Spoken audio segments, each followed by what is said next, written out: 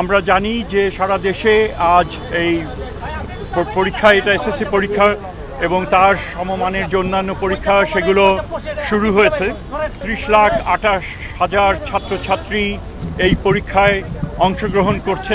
3,000-এর কিছু বেশি, এখানে আমরা জানি যে 30,000-এর কিছু বেশি প্রতিষ্ঠানে থেকে তারা পড়াশোনা করে এবং কেন্দ্র হচ্ছে প্রায় 3,815টি কেন্দ্রে এই পরীক্ষা সংগঠিত হচ্ছে। এটা বিশাল এক কর্মযজ্ঞ এবং এটা করতে গিয়ে আমরা নিশ্চিত করতে চেষ্টা করেছি যে ধরনের ব্যত্যয় মাঝে মধ্যে ঘটে যায় সেটা যেন না ঘটে।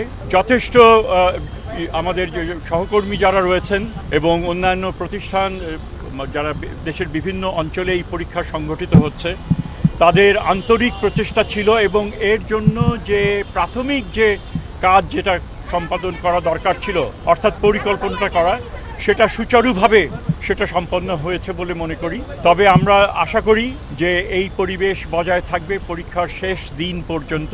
আমরা একটা বিশেষ বিবেচনায় যেটা একটা আমাদের কিছুটা যেটা আমরা করেছিলাম যে পরীক্ষার তারিখ ইস্টার সানডেতে পড়েছিল 20 তারিখে, আমরা অবশ্যই সেটা বিবেচনার মধ্যে নিয়ে সেই তারিখ 21 তারিখে করা হয়েছে এবং যার দ্বারা যে খ্রিস্টীয় সম্প্রদায় যারা তারা আমাদেরকে আন্তরিকভাবে ধন্যবাদ জানিয়েছেন যে এই কাজটা আমরা করেছি।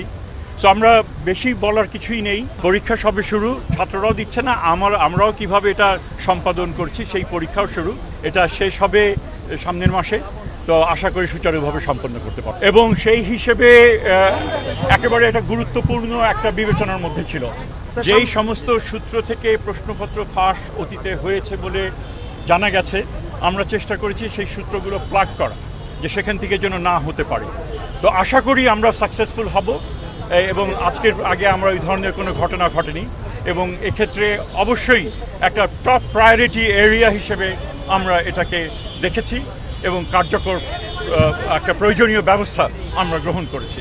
আমরা প্লিজ, পরীক্ষা এমন একটা বিষয়, এটা অনেক প্রস্তুতির পর নেওয়া হচ্ছে, ছাত্রছাত্রীরা নানান রকমের তাদের মানসিক একটা চাপ এখানে থাকে, প্যারেন্টসদের মানসিক চাপ থাকে, শিক্ষক শিক্ষয়িত্রীদেরও মানসিক চাপ থাকে।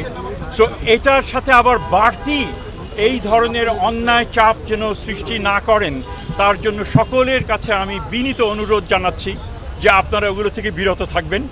যদি জেনুইন সমস্যা থাকে অবশ্যই আপনাদের দায়িত্ব সেগুলো সংশ্লিষ্ট কর্তৃপক্ষের কাছে নিয়ে আসা, যাতে তারা যাচাই বাছাই করতে পারেন।